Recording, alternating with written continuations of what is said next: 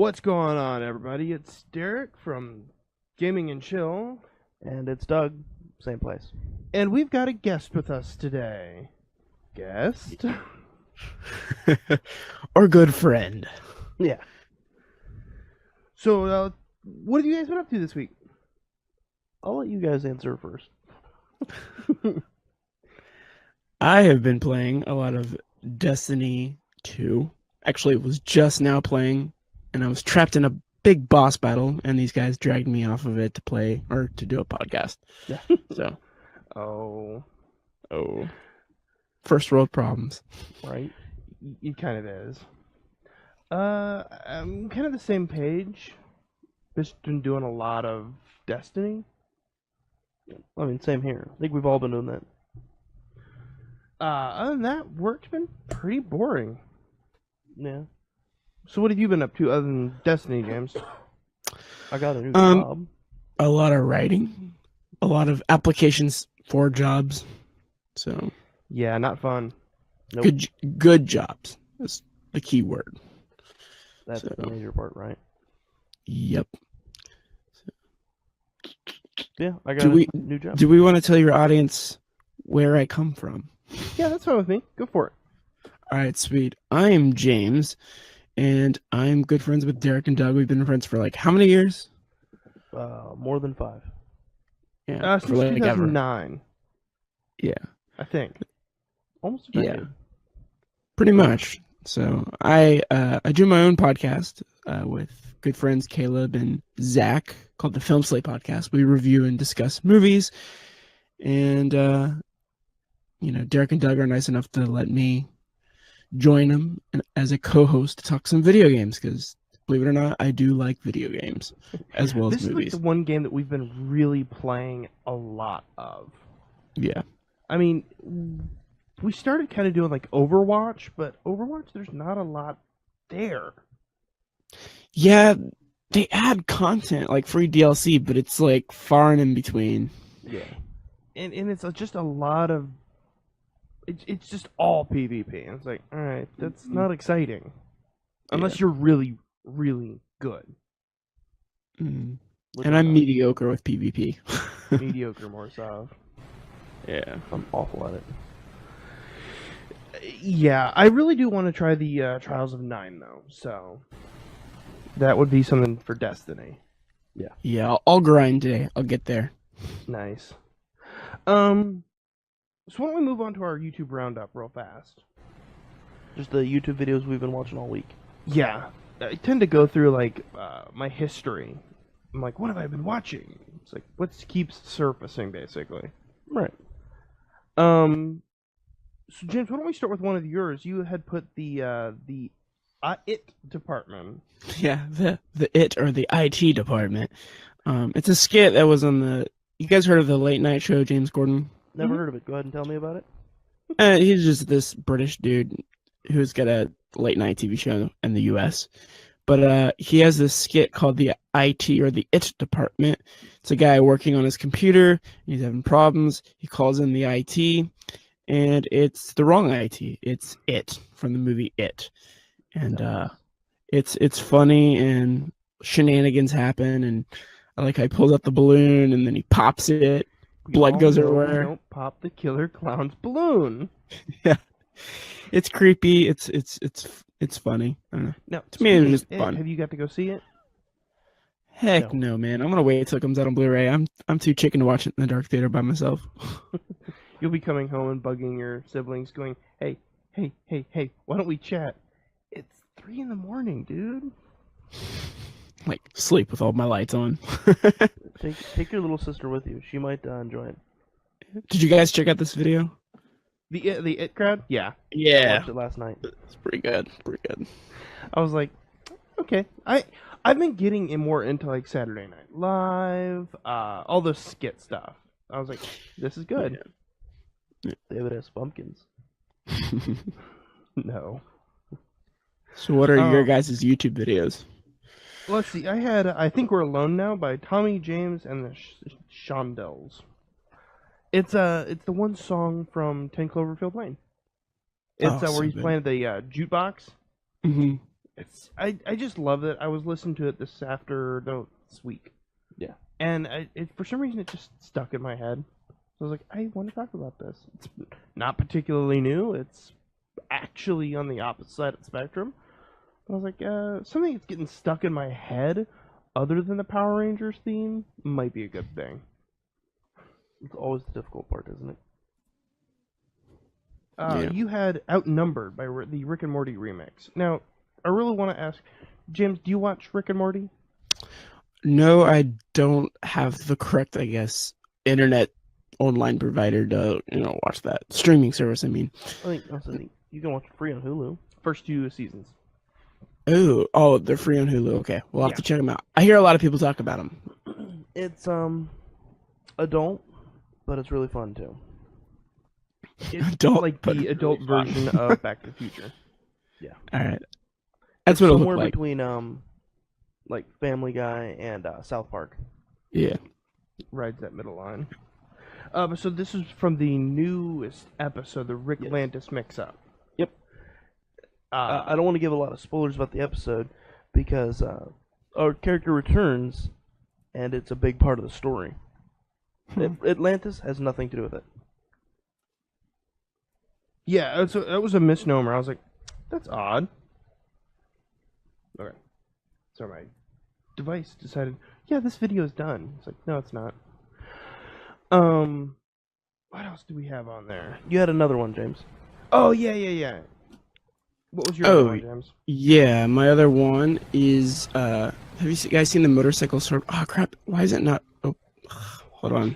Yeah, the motorcycle fight from the Villainous? Yeah, I was trying to open the link back up to get the full title, but there we go, open to YouTube. Yeah, have you guys seen this? I watched it this morning. I have a tendency to watch all the videos the day of. Yeah. It's from this editing. Yeah, it's Asian movie called The Right. Villainous, and dude, I have no clue how they did this. It's been going around on film Twitter, people who are into film, how did they do this? And it's amazing. It's like a live action Japanese anime, the way they do the fights and the choreography and the camera movements. You got to check it out. I watched it and the choreography was great. I liked it. Mm. Just the editing for me, it felt like everything was super close. And I was just like, I don't feel it's awesome. Don't get me wrong. The filming is all cool and everything, but it just felt like it was just so close. I just didn't have a feel of it. I was Some like, wide it's shots. like filming a boxing match a foot away, and you're like, I know it's good, but I just can't feel it. Yeah. That may be because of possibly how they filmed it. They filmed the fight multiple times from different angles, and then you can use CGI panning effects. And all you do is pretty much have to take a motion blur from one camera to the other. Yeah. Because there's a lot of, correct me if I'm wrong, there was a lot of going underneath a bike and through sword swings, and it was cool. I I think a lot of this was filmed with drones. I got that Drones are vibe. going to become the new filming standard instead of having the cranes and stuff like that. I think so. You got drones that are 4K now, and I don't think there's any use for helicopter shots or cranes. I think it's going to be all drones. Yeah. I mean, why not? I like that because helicopters are a little unwieldy. Mhm. You can do a lot more urban stuff, down city streets with a drone. Yeah. Well, think about the tracking shots you can do in action scenes with drones if it's utilized properly. Oh, yeah. Be I'm great. interested in it. I'm just all imagining just this horde of drones just filming everything. A shot that I really want to see is a drone's flying along the street following a car, and then I don't know why I want it to see fly into a manhole and then up underneath the street and then catch the car right behind it. I'll get on that. Spend $1,000 on a drone. Yeah. That would actually be really cool. I Yeah. would. Or like it zooms underneath, and halfway underneath it pans around, so now you're viewing a trailing camera almost, and then you pull up in front of the car and just see them driving it. Yeah. I don't know. Well, Caleb's out of town on vacation. He's probably listening to this podcast right now. I should break into his office and steal his drone and try that. I mean, you could. I don't know that that's gonna work out that well, but you could. Especially since we just admitted to the crime on air. Delete. Stop. It's live. It's live. Oh yeah, that's right. You guys are doing it live. Yes. But your audience can't see my pretty face, so. No, they don't. Okay, so next I have the Honest College Tour. Yes. It's from College Humor, and I have a tendency to like watch up 1 or 2 College Humor videos a week because sometimes they're just not as funny. This one was perfect. Yeah, We've I all watched been it, here before. Like 2 days ago, and I was like, that's a college tour. Make witty joke about walking backwards. Polite laughter. Polite laughter. Have you guys seen the College Humor one? It's like something like College Orientation Day, and it's with Don Draper. Yes. That was like back when we were in college. What's your favorite ice cream? Rocky Road. Life's a rocky road. Yeah, you'll actually appreciate later on. There's a news story that we're going to talk about that talks about that actor. All right, sounds good. I think I saw that. Go ahead. What? Oh, I thought you were going to say something. No. I just liked this one because it really was honest. I've already been accepted, and I'm going to talk about that a lot. My daughter is really gifted, and I'm going to be talking about that a lot. You're both insufferable, but I know that you're not kidding. I was like, did they film this at our school? Oh, hey. So, Derek, I didn't get to tell you this story. Okay. All right. Did you tell James? No. Okay, then you didn't tell either of us. Okay. So, do you remember the time that me and my roommate, I'm not going to give his name, made margaritas in a room and played Borderlands? Yes. Okay. I remember that story. Okay. And it happened once. We did it once. Mm-hmm. Okay. Now apparently it's a legend on campus that we It's did what? it all the time, and it wasn't playing Borderlands. It was a party. What? Yep. That's awesome. Yeah, you guys didn't play video games all the time. And it wasn't a party. Because you guys played Magic the Gathering all the time. And Dungeons and Dragons at a Christian college. It's like, what are you doing in here? That was a Playing misconception with that you dungeons. guys played a lot of video games. You really didn't. I played Red Dead Redemption. That's pretty Yeah. good. It's It was good. mostly stressing out about papers and Greek exams. Yeah. LA Noire back in the day. Oh, yeah. Which I'm excited is coming back. I am. But it's like And the for thought of Switch. replaying it and doing all that crap again. It's like, But it's it's been fun. like, what, 6 years since it came out? Really? Has it been that long? I'm kind of surprised because that game nearly made the studio bankrupt. Yeah. Because they're like, it's motion. I feel like I remember seeing that this was one of the first games that done mocap for facial expressions. And it was like the entire cast of Mad Men. Yeah, that is true. Yeah. It was. But I'm kind I of like, still out have of yet all to the finish. Rockstar games to put on the Switch, why not Red Dead Redemption to get people pumped for the new one? Because everybody's been clamoring for LA Noire. I haven't. I've been clamoring for Red Dead Redemption, which is one of my favorite video games of all time. And imagine the portability of taking that anywhere. Imagine the portability of Borderlands on the Switch. Ooh. And the system can handle those graphics. Yeah. Pretty sure of it. Well, I mean, they're putting Wolfenstein and Doom, so Wolfenstein. Yeah. I wonder how they're gonna do that because I think it's the Wolfenstein game that comes out later this year. I seen some side images, and it's kind of a graphical downgrade, but it's okay. Not- Makes you're you not wonder. getting the visceral slimy blood. It makes you wonder how powerful the Switch actually is. Because, at the beginning of a system's life, they never really push its potential until like the last few years. Yeah, I don't think it's being fully utilized yet. No, I don't It think so doesn't either. take a lot of power to render Mario. Yeah, that's true. Or Zelda. Like, Zelda's a beautiful game. But let's be honest. The graphics are... they're like watercolor paintings. They're simple. Yeah, they're very simple. Have you got all the shrines yet? No, dude. That game, like, I've played I forget how many hours, and I'm, like, just now got a horse, and I went through the first village. Have you been to any of the dungeons yet? Yeah.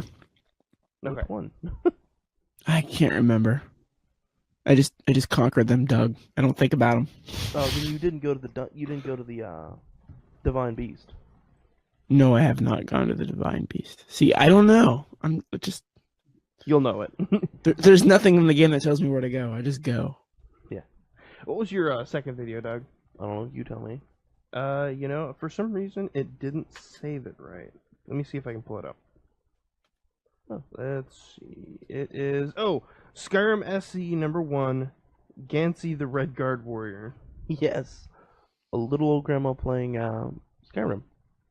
That's right. And today it's my new build. Yeah. Hello, grandkids. We're playing Skyrim Special Edition. Dude, that's funny because my grandma always calls me trying to figure out, like, hey, how do you do this on the computer? How do you do this on my phone? How do you change your background? There was actually I don't think a Ruby Chibi episode that touched on that. Really? It's Ty, Yang's dad. It's like, I'm the fixer, and she's like, oh man, my computer's broken, and they're like, oh, will that keep him distracted long enough? And they're like, yeah, he still hasn't figured out how to change the background of the computer. We're fine. Nice.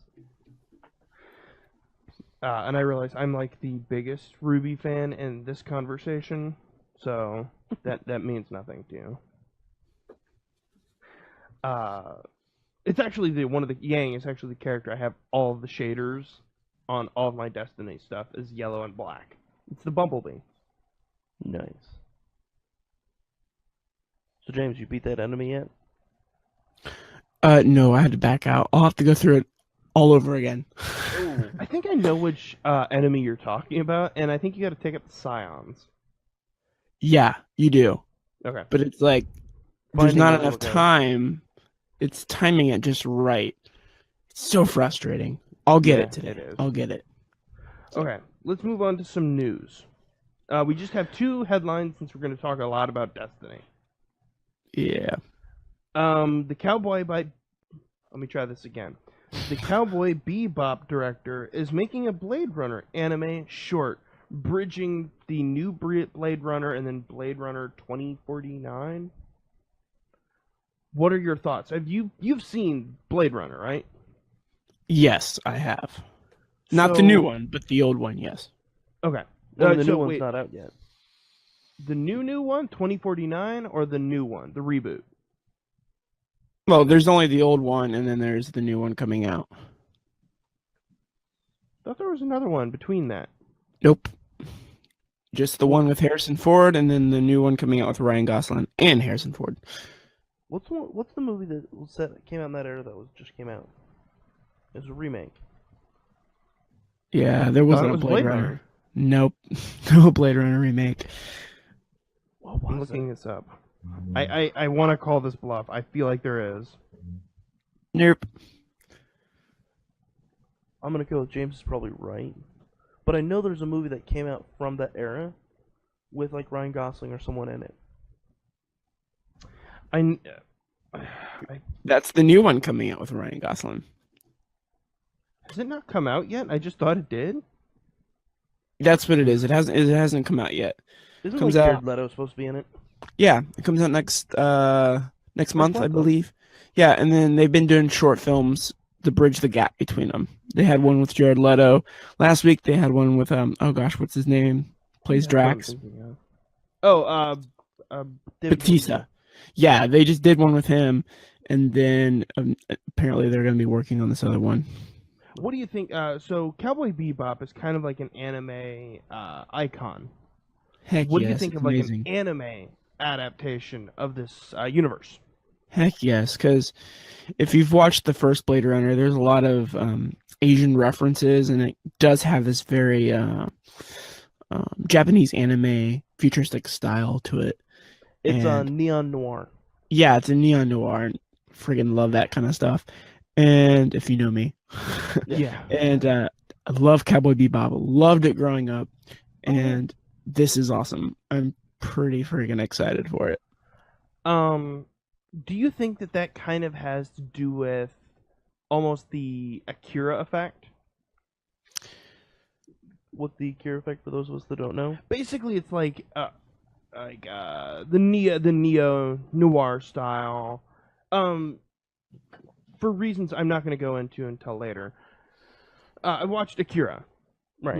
part of it, I should say, and I was doing some research on it, and it was like it had helped bring anime to the West. Okay.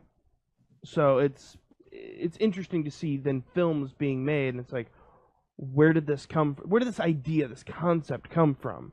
Maybe it came from that. Yeah. I do think Cowboy Bebop is one of those questions that you don't know that it's not one of those shows that someone's gonna hate it. There's really cool characters. There's really cool music.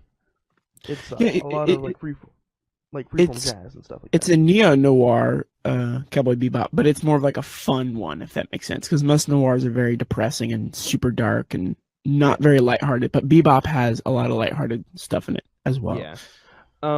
Just the information, James. My lovely wife says, I trust the guy who has film podcast about Blade Runner. Ouch, savage. That's the kid. Plus one to you. So savage. So, Okay, let's move on to the next one because I think you'll also be super interested in this. yeah. John Hamm is to play Boba Fett in a new Star Wars audiobook. Interesting. Very interesting. It's 40 stories celebrating 40 years of Star Wars from a certain point of view. And you've got a ton of actors. I'm going to list them off, and then we can talk about who we're most excited for. Sound good to you guys? John Sounds Hamm. good. Okay. Ben Acker, Renee Ade, Tom Engelberger, Ben Blacker, Jeffrey Brown, Pierce Brown, Meg Cabot, Ray Carson, Adam Christopher, Zordia Cordova. I feel like I butchered that one. Delilah S. Dawson, Kelly Sue DeConnick, Paul Denny, Ian Dosher, Ashley Eckstein, Matt Fraction, Alexander Freed, Jason Fry, Kieran Gillian, Christy Golden, Claudia Gray, Pablo Hidalgo, E.K. Johnson, Paul S. Kemp, Mur Lafferty, Ken Liu, Griffin McElroy, John Jackson Miller, Nadee Okafor, I hope I pronounced that right, Daniel Jose Older, Mallory Orderberger, Beth Rivas, Madeline Rue, Greg Rucka, Gary D. Schmidt, Kevin Scott, Charles Soule, Sabah Tahir, Elizabeth Ween, Glenn Weldon, Chuck Wendig, and Will Wheaton, and Gary Whitta. Nice. And John Hamm. Dude, Gary Whitta, yes. Claudia Gray. Have you guys read any of her Star Wars novels? I was going to say, educate us, please. I will say, like, I've read most of the new canon Star Wars books that have come out, and Claudia Gray is by far the best. Did she write Inferno Squad? No, she did not. Although I hear Inferno Squad is good, but there's some people kind of feel uncomfortable about the whole good guy, the bad guy thing. But Claudia Gray, she has written Bloodline. It's about Leia in between Jedi and The Force Awakens. And if there's any book, I guess, that's come out, I'd say read that. Okay. Let me tell you. So good. I've listened to part of Inferno Squad, and let me tell you, the Empire did nothing wrong. They employed millions on building a facility to bring peace to the galaxy, and they were brought down by a religious fanatic. After randomly murdering them. No. The Jedi were trying to take over. Oh They my wanted gosh. the Senate for themselves. Come on, Oh, man. oh, come on. We're going to have an argument. But yeah, Claudia Gray, I'd say read her stuff, Bloodline, and then she's also got a book called Lost Stars, and it might not be for everyone, but it's kind of like a love story that takes place in the Star Wars universe between, a rebel and a Imperial soldier. Like, Nice. they fall in love, and then they kind of go different paths. And it's very different for Star Wars because it's just a love story, but it's really good. So yeah, check out Claudia Gray. Star Wars a love story anyway? I mean, kind of, but this is specifically a love story. But dude, I'm excited for this book. It's kind of like supposed to be considered like non-canon, but short stories based on like what possibly happened, kind of like things heard over the rumor mill. It's sort of like season 14 of Red vs. Blue, where they had all of these different writers write stories within the universe. Yeah. So you had, like, I think Freddie Wong wrote an episode. A lot of other different directors that I could mention one or two, but it means almost nothing. Yeah. I can just imagine John Hamm giving that carousel monologue, but as Boba Fett. But I think it's really weird that John Hamm is voicing Boba Fett, because why couldn't they just get Tamar Morrison, the guy who did Django, and then the voices of Boba Fett when they did like the special editions Because of the if old they're news? reading a book, John Hamm has a better reading voice. That is true. Okay, I was thinking of him just voicing Boba Fett, but if he's just reading it, okay. Yeah. Man. I mean, I really want an Ahsoka book. Another Ahsoka book. Yeah. Why can't they get Benedict Cumberbatch to write it or read a audiobook? Yeah, I'd buy it. You can't pronounce penguins. Dude, I would buy that audiobook in a heartbeat. And look, it's the Force sensitive penguins. How about David Tennant? Oh yeah. Ooh. I'd be for that. You know, I was watching a movie this week that I was surprised was actually really good. Pride and Prejudice and Zombies. It's got what's her name in it from Baby Driver, right? And Cinderella. Yep. It also has Matt Smith. I didn't know that. Yeah. And Lena Headey. Ooh. Sweet. I feel like anybody from Game of Thrones could read an audiobook, and I'd be like, I don't care what you're reading, I'm in. Do you remember the time Ice-T read a Dungeons & Dragons book? No. And Weird Al reads kids' books. Nice. That's weird. That's really weird. Like, I really just want to... I've heard the Ice-T read it, and every time my brain just refuses to acknowledge that's Ice-T, because it's Ice-T. And he becomes Water Tea. It makes sense. Yeah. It'd be kind of like getting a children's book legitimately read by Ice Cube. Ice Cube and Samuel L. Jackson. Sweet. Hey, before we talk about Destiny 2, do you guys want to talk about like a series that we're thinking about doing? Yeah, go for it. All right, so I was telling Derrick and Doug that the other guys on my podcast, they're not like, it's not that they don't hate anime, they just don't watch a lot of it to, like talk about it, review it. So I pitched the idea to Derrick and Doug that we start reviewing some anime movies and posting them on the Film Slate for like a short amount of time, and then after that, then they can go on to their podcast as well. So it's like a short timed exclusive, but then it goes on to that. And I think it'd be a good, the approach I want to give it is like people who are just new to anime or have like no clue about it and how to like get into it. Because I love anime, but I can see how it can be very like scary because there's some really bad anime out there. Oh yeah, There's anime for everyone. Yeah. Yeah. I see it as there's a lot of scary anime if that's not your thing. It's like this. When somebody mentions anime, what's the first thing that comes to your mind?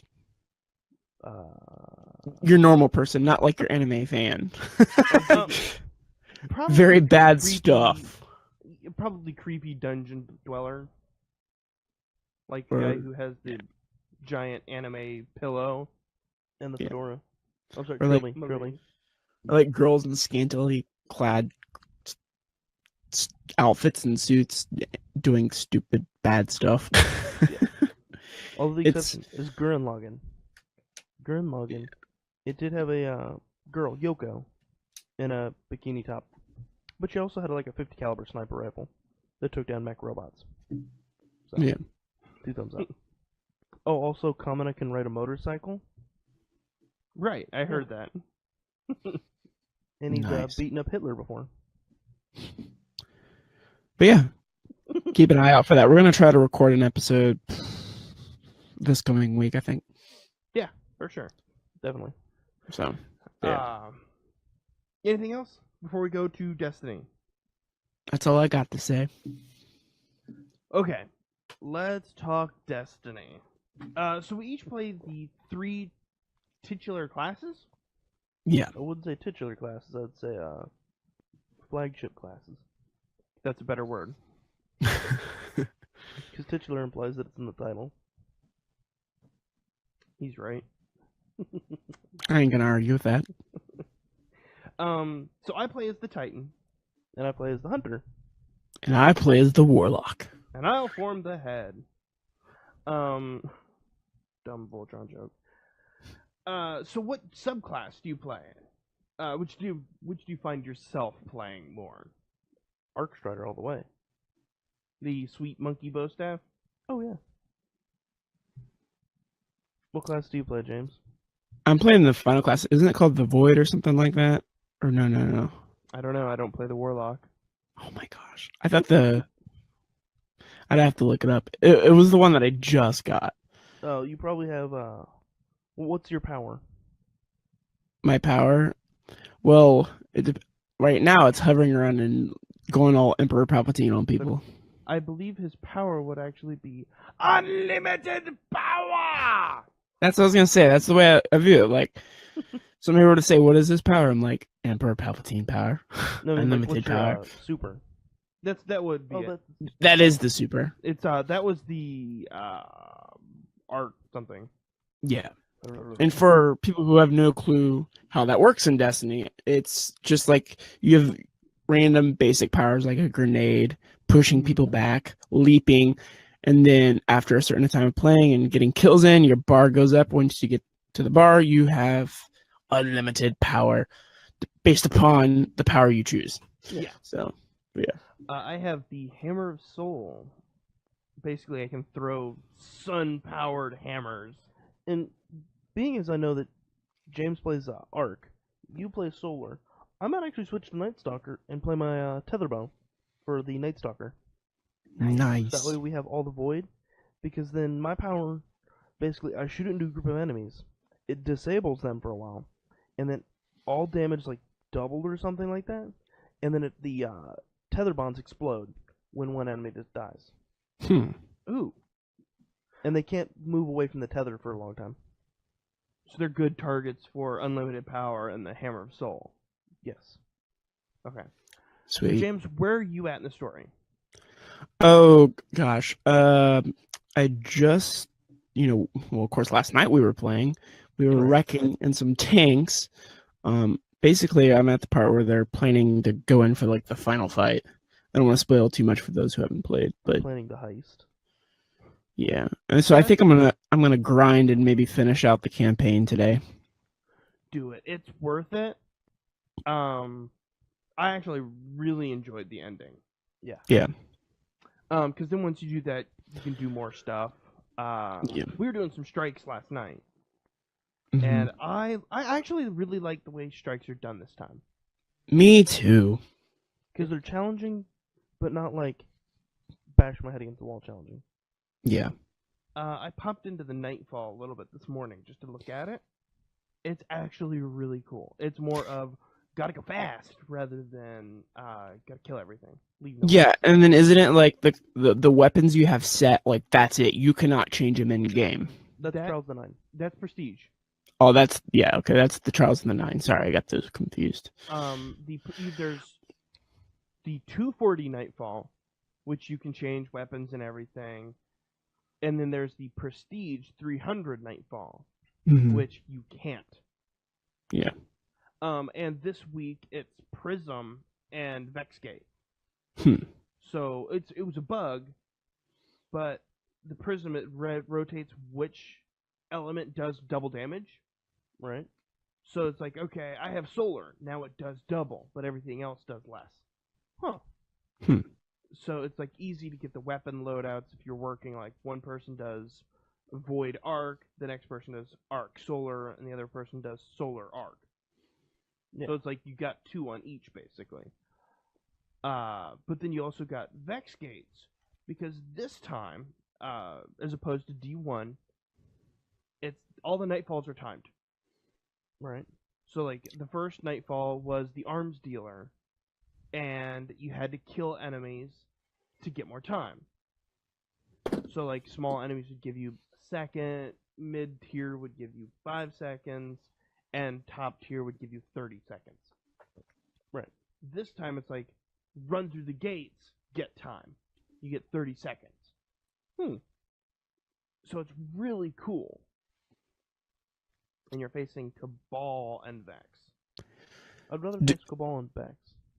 Do we want to share what we thought of the first Destiny and our expectations for Destiny 2, and then just a basic kind of like what we think of it so far? Let me set up a story of when All right. Destiny came out. When Destiny came out? The first one. Okay. Oh gosh, that came out. I'll let you do that. No, I mean this story's more or less going to be really interesting. So that was back in 2013, 14. I'll look up when it came out. Carry on. Okay. So Game Informer had been hyping this game up like so much. Like it was showing the screenshots, it was showing interviews.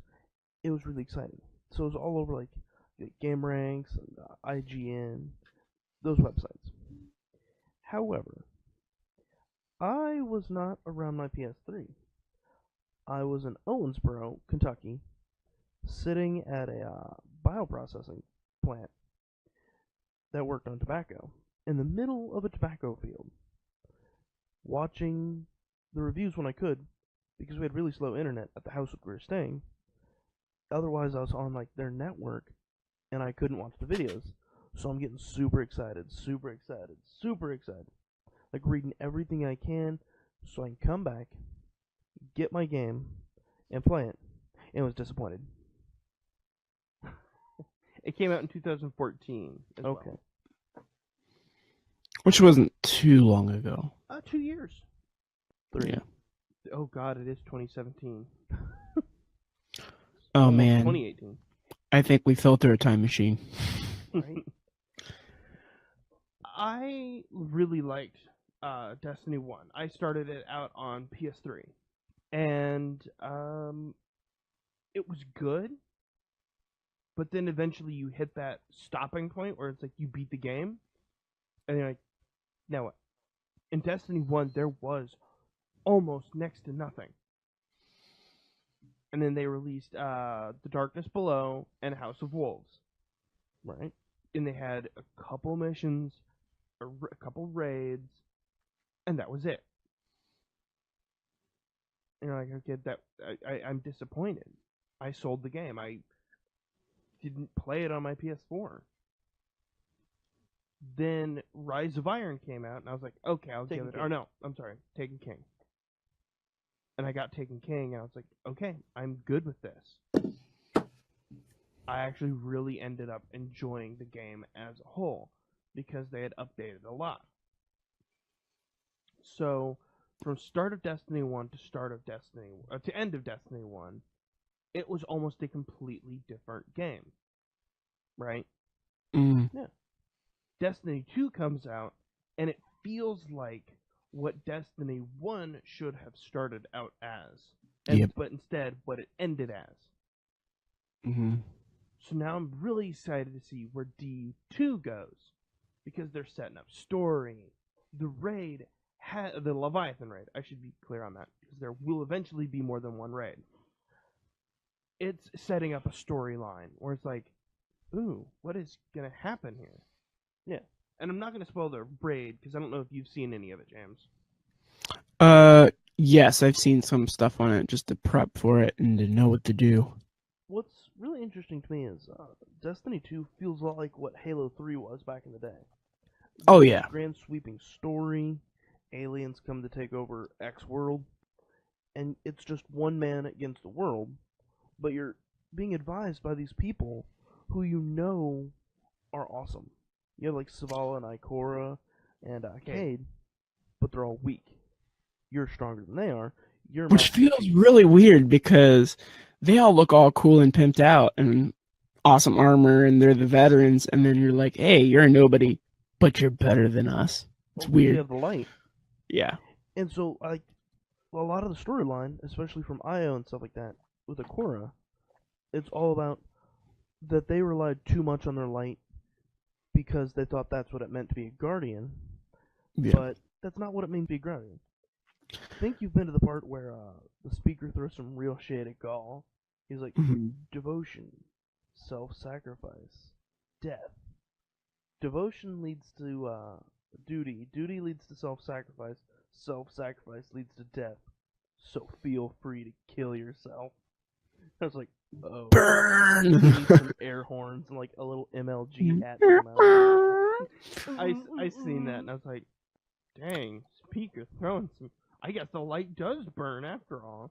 Dude, I love Cade so much in this. Nathan Fillion. Yeah. Okay, I have the question. I wish they would do a free add-on DLC in which it's like several missions where you're Cade. That would be awesome. If you beat the game, you will get journal scraps of Cade, and you get to see his backstory. I don't want to read it. I want to play it. But it won't live up to what you're expecting. Oh, okay. Because you being Cade isn't as awesome as Cade being Cade. Yeah. Although if you were Cade, I think his golden gun power would always be active.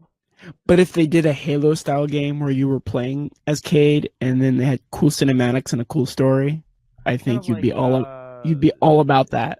Halo ODST. Yeah, like if they did a one-off, like a spin-off Destiny, and it didn't have like the same open world feel, but more of like a Halo feel, right? You just have your campaigns and then your multiplayer. Oh my gosh, I'm pretty sure people would be all about that.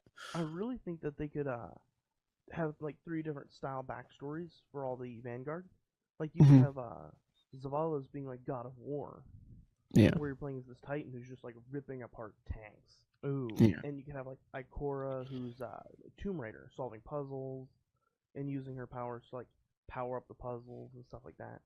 Yeah. And then Cade's is like Sniper Elite. That'd be kind of cool. Yeah. As you can tell, I like the story this time around. Destiny 1, I was so pumped for it. Everybody was calling it like the World of Warcraft for the systems.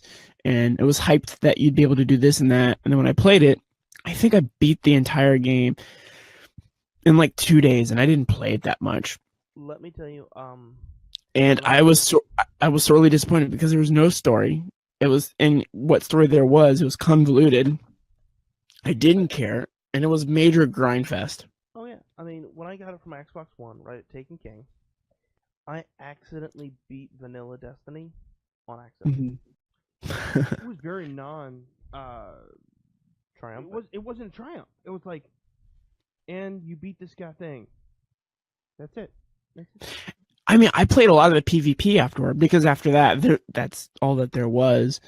And then I got to a point where other games came out, and I just traded it in. I'm like, and I guess what drew me back to Destiny 2 was the one thing I liked about Destiny 1 was the gameplay, like as far as like shooting and the mechanics goes, it's smooth and it feels so good. It's probably the best shooter out there as far as mechanics go. And that's what drew me back. And I was like, okay, if they learned their lesson and they actually give us what they promise, this will be outstanding. and I think I was like 2 hours into the game. I told you guys I feel like I already got my money's worth. I mean, like, nothing. And guess what? It's been how many days, and I still haven't beaten the campaign. So apparently, it's a lot longer of a game. I mean, nothing's as smooth as like triple jumping, aiming down the sights, and like tacking down 2 people. And I noticed the scouting missions and stuff. Before they were very grindy, and a lot of it was like the same thing, right? I noticed each time it's different, and it takes you to a new location that you probably haven't been to before, or it has been, but it's still like in a different area. And then there's like some story about it, and it's different, right? They also Like have, what you have to interesting do is characters. different. Yeah, Like, and what they have you do is different. It's not like just go in this area, shoot these guys, and then you're done. It's like you have to do different things, or there's a strategy on how to take these certain guys down. And they actually give you good loot this time. My gosh, I never got anything good in the last game. And like the second day playing this game, I got an exotic. Like, thank you. Because then that gets me hooked to play the game again, because I don't feel like, you know, I'm yeah, I don't feel like I have to, like, there's for sure grinding in this game, but I feel like it's masked very well where it doesn't feel like it. Yeah, and they say that there's just like 265 slump. I'm kind of finding the opposite. Yeah, my light is stuck at, well, power stuck at 265, but I'm not a lack of things to do. Yeah. I also have most of my EDZ adventures and the storyline and the storyline are there.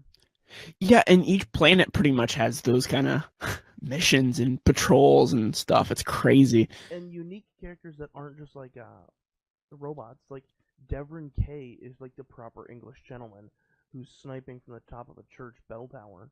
Yeah. I think one of my standard British trope. And he's like, I need some tea. You show up and he's like, sorry, the tea is cold. I heard you drank it all. And I'm like, oh, how British of you. I think one of my favorite parts is the public events. Yeah. Oh, yeah. Because they're more often.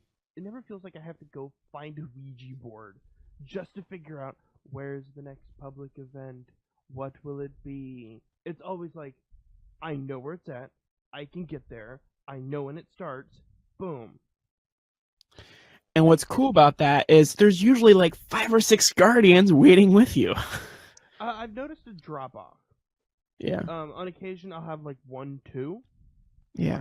Right? Certain planets have more guardians on them. Yeah. So like I've never done a single public event on Io. I always go to Earth because the rewards are always the same. Yeah. Yeah. So I might as well go to Earth when I have some of the newer players, even if they're not as powerful. They're bullet sponges. You think that'll branch out once everybody beats the campaign? I think you're one of the last people to beat the campaign. Well, then you get your Christmas noobs. Yeah. And that's what'll be interesting. They've already laid out the first month's worth of stuff, and it's not a disappointment. It's always like there is something. Yeah. Yeah. Well, Go ahead. Oh, I was just gonna say, because you're reminding me about DLC, which I loathe DLC. I know EA took a big hit with their Star Wars Battlefront game, to the point where they announced that it's going to be free now. Which is great, and somehow I got confused and thought Destiny 2 was going to be free, and then when I found out, I was like, no, curse you, micro transactions and DLC. But then I looked at the price, and it's not full $60, it's $40, and I don't mind it because I feel like I'm getting a new game. Yeah, I feel like I'm getting what I want with just the current game. I only feel cheated by the DLC when I feel like the game is like severely lacking. Because I was like, man, I have to buy this extra thing now. So I think Battlefront was one of the worst offenders. It was like, oh my god, like, yes. You've given me like 6 battle modes. That's it. Oh, the DLC? It's a new map and a new character. Yeah. Cool. And the gameplay was fun in that game, but there was a lack of content to unlock, and lack of maps. But And there if was a lot you, of grinding for Battlefront. yeah, It was like, but if you look, kill like 600 people. if you look, No. they heard people's complaints, and the new one's going to be amazing. So I don't know. I think it's kind of good when players kind of get on social media and rant because it shows that companies actually hear us. I agree, but at the same time, I also disagree. Read a news report this week. The director of the Death Note movie that was on Twitter Mm-hmm. dropped all social media. People were harassing him that much. No, they weren't just harassing him. Yeah, They were giving him death threats. I know literally Death Note sucked just from what I have seen. I haven't personally watched it. I don't know enough about the old one to know if it would suck. But yeah, like when you take to Twitter and give people death threats because something didn't turn out the way you want, it's like I'm grow all up. for- Constructive criticism. I don't even care if it's constructive criticism. You want to rant and rave and complain, fine. I draw the line at wishing death upon somebody for something. Yeah. For So sure. it's like, okay, that's too much. Yeah. But I agree. Destiny 2 is what Destiny 1 should have been. And thank you, Bungie, for listening. I think this game is amazing. What do you And- feel about the silver microtransactions? They're annoying. And let me tell you why they're annoying. Yes, if you have the money, you can buy them, da-da-da-da. But then now when you see people, like, pimped out in awesome armor and stuff, it's like, okay, did they, like, just fork over their own cash to get that? Or did they actually work hard? Yes, I did. You know? It's You got like, the gold sets, don't you? Yeah, I got silver. Like did you basically, actually pay hard-earned cash for that? Yeah, like $50 worth. Let's not talk about it.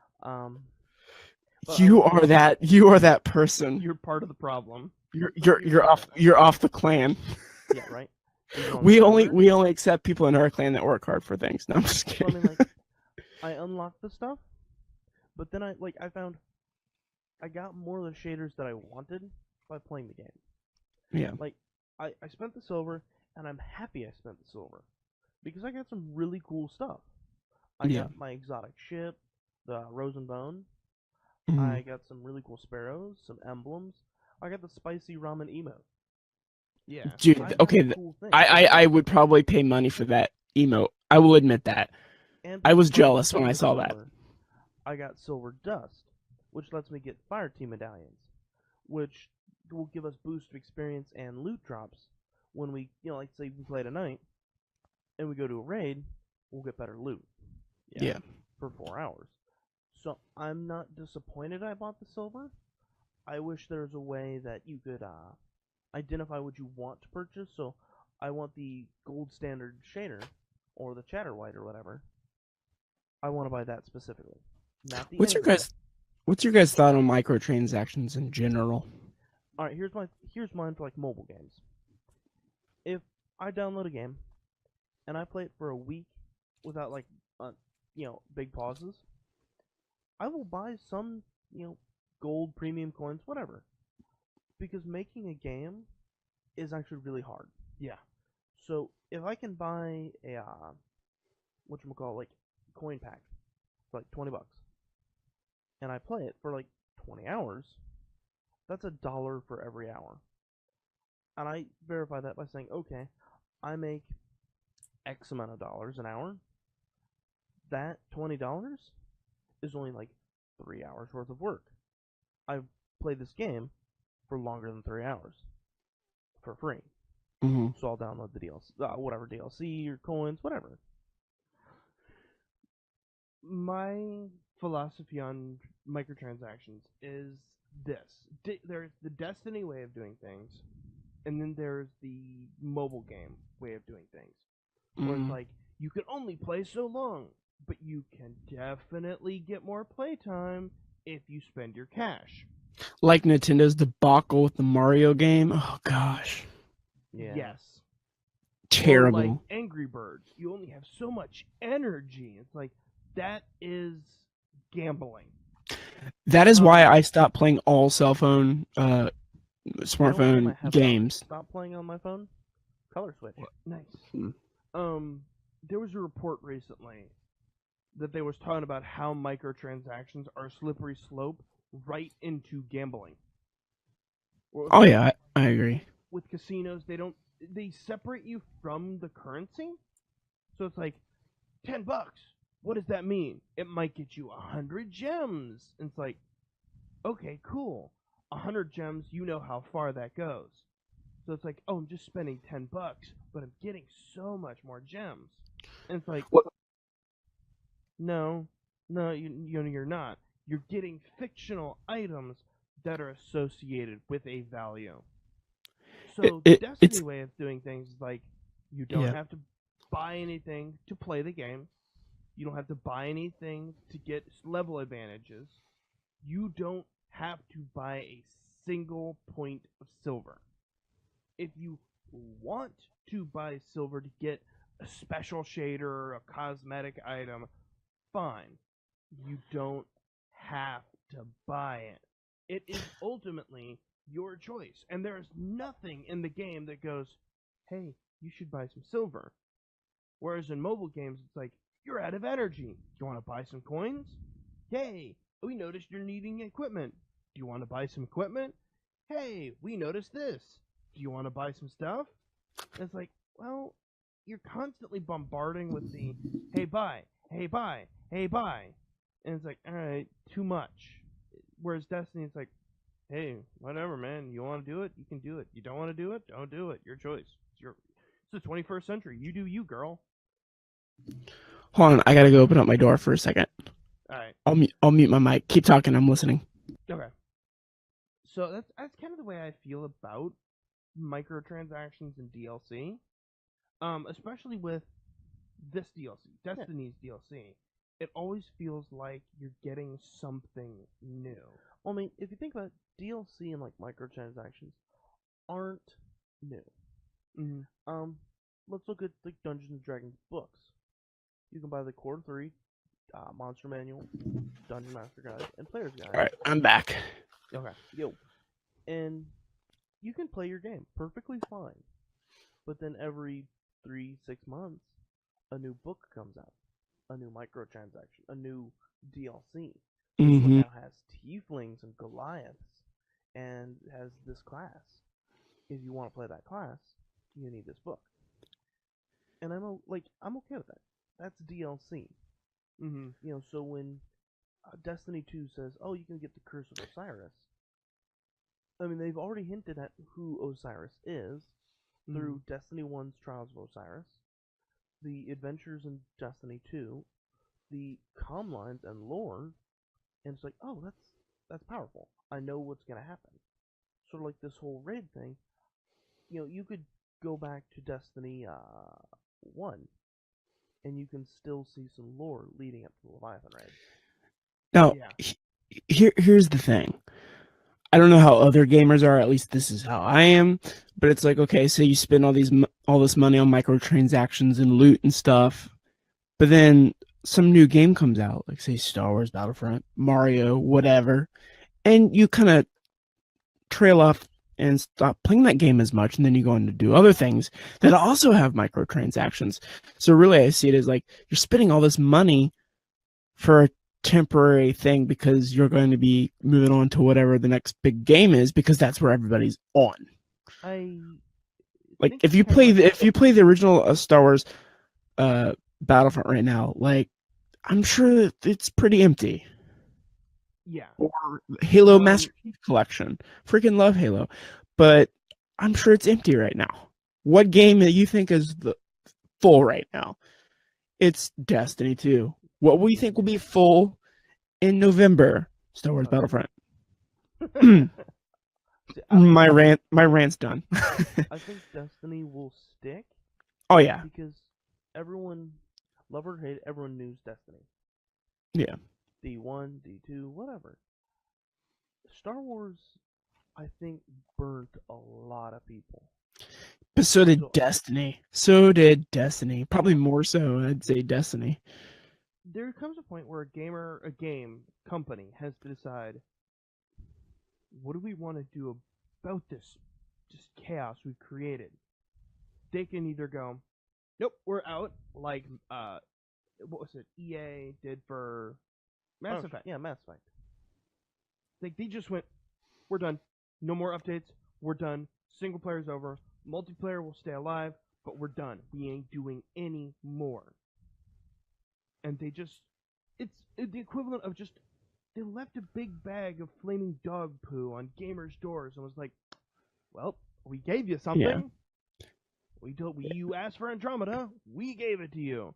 It's too bad that you didn't like it. Oh, I'm not saying they shouldn't continue to support a game. I'm just saying that for people who spend that much money on microtransactions, I don't know how much you're going to get out of it in the future.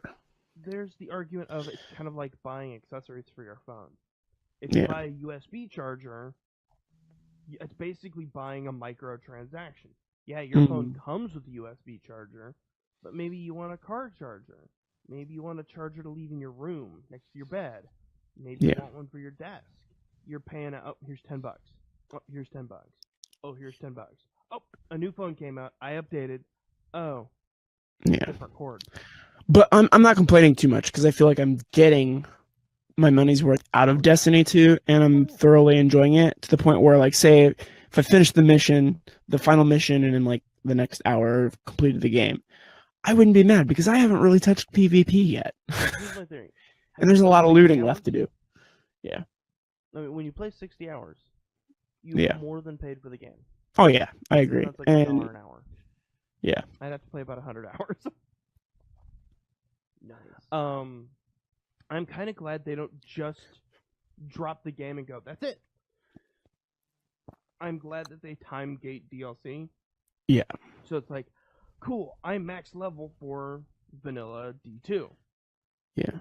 And then 6 months later, they're like, hey guys, more DLCs out, new weapons, and we've raised the power level. So it's like, cool. Not only do I have new missions, new story, but I also have more leveling up to do. If the campaign doesn't take long to beat, I don't mind if it has a lot of replayability. Yeah. And I know a lot of people complain like, oh, the game has to be like 200 hours long for me to get my money's worth out of it. No, it doesn't. Remember back in the day of Nintendo 64, where you could literally beat a game in 2 hours? I mean, Derrick, I know you played... but it had a lot of replayability, so it made it worth it. Oh, yeah. I mean, I know Derrick can play Castlevania Portrait of Ruin in like 3 hours. Yeah, it's an amazing game. I think it comes also to spoiled millennials. What? Yeah, spoiled pretty much. millennials. There we go. You can't have a podcast about complaining unless you bring up millennials. Let's take some credence into that. I mean, you have like, does your brother? I'm bringing your brother into it because he's younger than us. Which is funny because he just walked in the door. Okay. So, does he get bored of a game after a while? Go on to something new, or does he? Yeah, he bounces around between games. I mean, I guess we do too, but like, he complains about it. It's like, are you even having fun? Yeah. Yeah. I mean, like, when we were back there, in March? Mm-hmm. He was playing Battlefront. It did not sound like he was having fun. Yeah, he just needs to learn to calm and just understand it's just a video game. Yeah. I mean, so I'm more inclined to say, oh, microtransactions, DLC, whatever, is I work hard for my money. I work more hours than I should. An unhealthy amount of hours. Past tense. Work, past tense. Got a new job. So it's my choice to spend my money how I want in the manner I want. I mean, this week I bought 16 pounds of Scotty dogs. Is there a need because for it? America. Exactly. By the way, I totally forgot to get the stuff for you. I have some Scotty dogs for you, and the Zelda stuff. So grab that. Nice. But it's the same thing with like Scotty dogs and whatever. I'm not getting my mom to pay for it. I'm not getting my fiance to pay for it. I'm paying for it. Yeah. So if I want to drop $50 in silver, I'm perfectly okay with that. Because And you got true story. Now that I'm getting older, and maybe you guys feel the same way. When I was younger, I wanted those big open world games that took forever to beat. Now that I'm older, I'm like, do I have enough time to get into a 5-minute PvP match? My thing is, like, I have Tetris on my Switch. If Yeah. I'm bored of a game, I'll sit there and play Tetris for like 2 hours. Yeah. Well, even though like say Zelda or Destiny is a huge game that you'd spend hours on, you can save so frequently that you can drop in and out easily. Yeah. So I think I have a thought, and then as soon as I open my mouth, it's gone. And I don't have it. I mean, so I agree with you, James, that as a kid, I would have loved games like The Witcher 3, which are huge open world games. But I'd much rather have a better story in a hallway than open wide world with barely any story. I agree. That being said, Breath of the Wild, Zelda, is open world with very sparse story, but it has great replayability and mechanics in a world. I'd say the story though is also very imaginative in a sense of like your mind fills in the blanks. It's Zelda 1. Yeah. Versus like little pamphlet. Destiny 1 didn't even do that. Destiny 1 was like, hey, go to the frickin' website and read it. And you're like, no, I don't. I love the fact that they got rid of the Grimoire. Oh my gosh. I don't care. Like, if you're telling me, hey, you want to actually know anything about the game you're playing? Go to our website. It's like, not doing that. I'm like, I'm playing your game. That being said, you know what I would really like? Instead of like a trading card game, make actual Grimoire cards and put them in like the silver foil packs. Yeah. And sell those. I would love that. Because then you have like a Grimoire card book. You could go on their website and they sell like a nice leather bound case. And then you could put your cards in and it'd be really cool. All right. Since we're reaching past the hour mark, do we want to give our brief final thoughts? Yeah. It's your podcast. I was just thinking, oh crap, look at the time. I personally really love it. I've had to really balance this game with some of the MMOs I play. Well, the MMO I play. Yeah. So I'm like, I've not thought about playing another game. I'll be at work going, I'm gonna go home, I'm gonna do some public events, and then I'm gonna eat dinner and go to bed. It's been 6 hours later. Like, I want to do this. I'm like jonesing for it. Like, I just want to do like one more public event, one more. That's it. Then I'm done. Well, this one starts in 2 minutes, so I mean, I can do this heroic event. Sure. That's why I was playing this game, that's why I was playing this game at the beginning of the podcast, and then I went through a rabbit hole, and I'm like, oh crap, how do I get out of here? I'm about to do a podcast. For me, it's like the worlds are beautiful. Mm-hmm. I love racing around on my Sparrow. Having that heroic moment of seeing like a level 3 person in the EDZ just being taken down by Cabal, jumping out of a church window and just be like, brr, brr, brr, brr, arc staff, wha-bam. And it's just like, you can thank me at any time. That totally happened. There was this guy getting wrecked. He was like level 5, and I jumped down, did my unlimited power move, and I had that cool, my cool helmet that you guys saw last night. Right. And he just stopped, and he was like turning his character to keep looking at me, and he kept following me, like what? His mind was blown. I want to do something on Easter. I'm calling not Easter, Christmas. I'm calling it right now. We're doing this. Yeah. I want to be in the EDZ on Christmas morning and saving dudes. Help the new players. Yeah. Show them like where the lost sectors are and things like that. Yeah. 'Twas the fire team at Christmas and all through the zone. Not a fallen was stirring. But the 47 samurai were wrecking. Yeah. All right, Tim. What are your final thoughts? Final thoughts are, I am pleasantly surprised. I loved the gameplay of Destiny 1, but the story was lackluster, and I got bored within 2 months. This game, wow. There's so much stuff to do that it's overwhelming. Even though, ironically, I come off playing this after I was playing Zelda, Mhm. and so after playing Zelda's open world, like nothing really feels truly open, I guess. But if you lower expectations in a sense of like, well, it's not trying to be Zelda, it's trying to do its own thing. It's a first person shooter. Then it's extremely enjoyable. I foresee coming back to this game repeatedly, especially since the DLC is not really expensive and they actually give it time to breathe. It's not like it's coming out tomorrow and you have to have it in order to complete the game. I mean, I'd be okay if it came out tomorrow. Oh yeah, but I mean, it's fun. It's fun in a sense of like if you have a bunch of friends who have the game, have the same console, you can have so much fun. Like last night was fun. I can't wait for us to get in the team deathmatch and just get bent over because that's what's gonna happen because I suck at team deathmatch right now. Do we want to plug our clan? Yes, let's do it, and our gamer tags. So Yeah, for sure.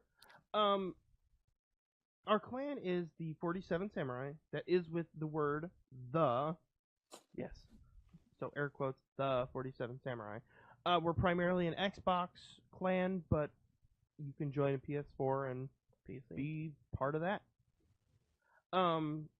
What is your gamer tag, Doug? My gamer tag is Goku's my homeboy. Nice. Yeah. What about you, James? mine is Man of Noir, spelled Noir. Nice. Spaces in between that, but yeah. And mine is Helion Knight 502. Nice. Zelda fan. We're trying to build our clan so we can do that.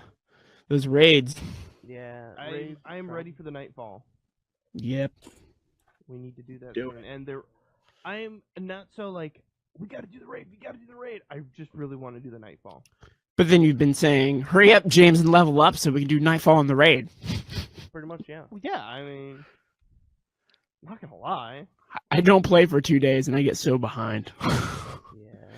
Yeah. Yeah. Feel free to join or hit us up, or you can get us on Twitter. So I guess that's pretty much wrapping up. Yeah. Yep. Okay, James, tell us again where everybody can find you. You can find us on Twitter and on Instagram at the Film Slate Podcast. Just type those in, you'll find us. Also, you can find me on Twitter and Instagram at James Losey 3. Nice. You can find us. I had it up and then I closed it. You can find us at our website, gamingandchillpodcast.com. And our Twitter is at gaming_in_chill. Instagram is Gaming and Chill Podcast. And Facebook, if you're watching it live, you already know where it's at. But otherwise, it's facebook.com, Gaming and Chill Podcast. If you have any questions or you want to tweet at us about the joining clan, any questions, your thought on Destiny, you can always use the hashtag Gaming and Chill Podcast. And you can also get a t-shirt at cafepress.com/Gaming and Chill Podcast. Oh, sorry, it's just Gaming and Chill. My bad. So, any final thoughts before we close out the show? Were you guys gonna give your Hulu, Netflix, and Amazon picks of the week? That might be a good idea. Yeah. Sorry, I'm actually looking at the notes. I should be, but I'm not.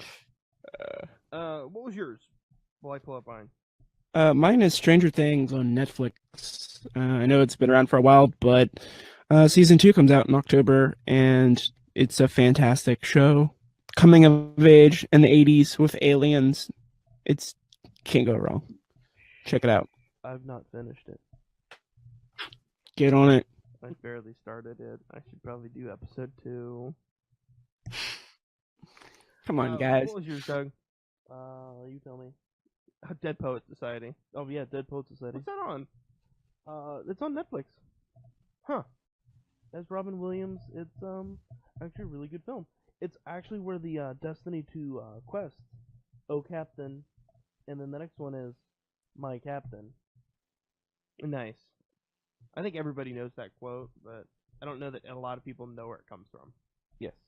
And mine is The Orville on Hulu. It is basically like Seth MacFarlane does Star Trek. And it's not all just Seth MacFarlane humor. It's actually really good. Because I'm not the biggest fan of Seth MacFarlane. You know what? It's not Family Guy humor, which is Seth MacFarlane's from, basically. And it's not hacky humor like Million Ways to Die in the Old West or whatever. It's like stands on its own, and there's the jokes about his ex-wife is his second in command. Mm-hmm. But they did the story in a different way where it wasn't entirely him. So like all of the characters have their own humor and their own. So would you jokes. say it's like Galaxy Quest, the TV series? Yes, but whereas Galaxy Quest was like, we're parroting Star Trek. It's like, we're parroting Star Trek by making a TV that's parroting Star Trek. Yeah. This is like funny Star Trek. Does that make sense? Yeah. Okay. Cool. Did I miss anything on the notes? Oh, game releases this week. Wow, we are like, I'm dropping the ball today. You're fine. Pokemon Silver version is coming out 3DS on September 22nd. Hey. Same day that Pokken Tournament DX is coming out for the Switch. And Gold. Well, I mean Silver, Gold at the same time. Are you gonna get Pokken Tournament, James? Talking to me? Oh, probably not. I'll probably wait maybe till Black Friday for the prices to drop because I want that Mario Odyssey. I'll pick up Pokken Tournament. Yeah. Sweet. So. Anything else, gentlemen? That is it. No. Well, James, it has been lovely to have you on our podcast this week. Thank you. We should do this more often. We should make an appearance on your podcast once and have a 5-person podcast. Oh yeah. 5-man. That we'll be talking some anime. For sure. All right, well, folks, thank you so much for joining us this week, and we'll see you next week.